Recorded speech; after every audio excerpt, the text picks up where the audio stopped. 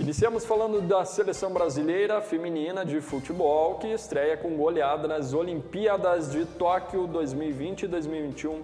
É isso aí. E não bastasse começar bem, começar vencendo, nós começamos com uma goleada, uns incríveis 5-0 da seleção brasileira feminina para cima da China. Eu lembro que as Olimpíadas têm a sua cerimônia de abertura amanhã, na quinta-feira, mas hoje já aconteceram alguns jogos, né, nessa modalidade, alguns jogos do feminino e no grupo do Brasil também. Vamos falar sobre o jogo, porque estreia com grande estilo da Pia Sandhage, treinadora da seleção brasileira, essa estrangeira que chegou e já começou a colocar o Brasil a jogar da forma como ela entende o futebol e pontos positivos. Um time com muita intensidade, principalmente no primeiro tempo, e com uma recomposição muito inteligente na marcação defensiva. Um Brasil que começou com a Marta fazendo o primeiro gol, o gol da abertura, o primeiro gol da seleção brasileira, depois ela fez o segundo.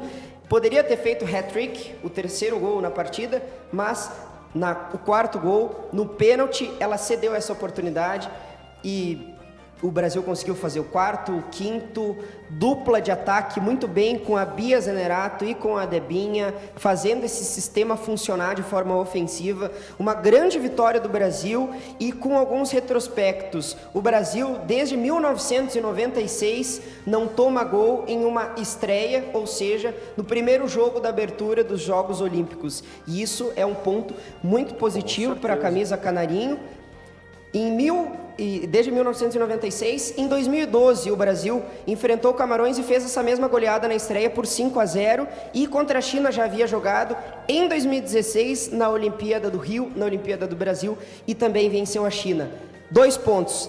Formiga, 7ª Olimpíada, jogadora veterana já, 40 e poucos anos, uma referência em campo. Claro que no segundo tempo ela não tem mais a mesma juventude para conseguir jogar os 90 minutos, mas contribui muito bem nesse meio campo do Brasil. E a Marta, sem palavras para falar da Marta, a maior artilheira da história das Copas.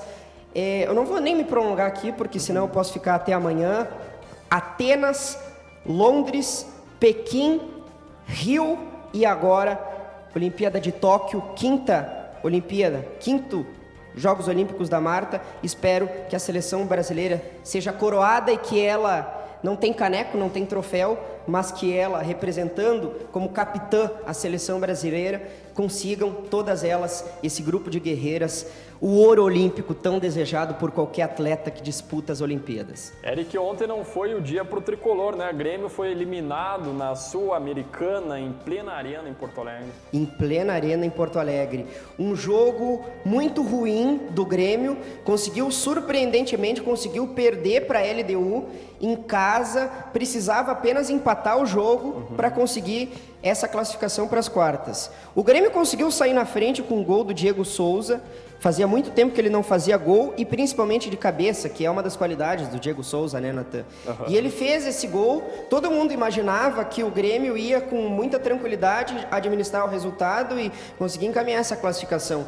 O que não aconteceu. O Grêmio me pareceu ter se acovardado em cima daquilo que lhe dava um certo conforto, que era o resultado construído no primeiro jogo e esse primeiro gol marcado, e a LDU cresceu. A LDU veio com chances de perigo, mais uma vez, uma partida eletrizante do goleiro Gabriel Chapecó, que tem mostrado que o Grêmio, pelo menos, tem muito potencial para revelação de jogadores, não só na linha, mas também como goleiros, no caso do Breno e do Chapecó.